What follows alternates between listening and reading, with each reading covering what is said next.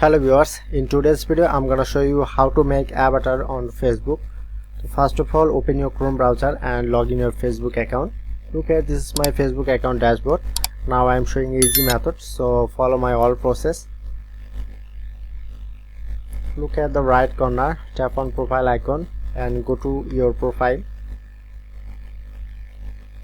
Tap on your profile picture, create avatar profile picture,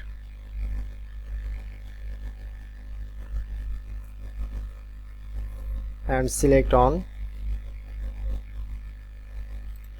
Okay. Click the next.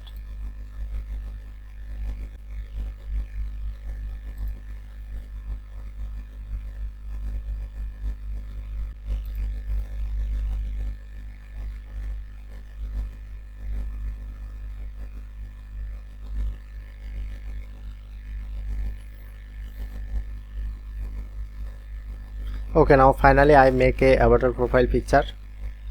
If in this video helpful, please hit the subscribe button and thank you for watching.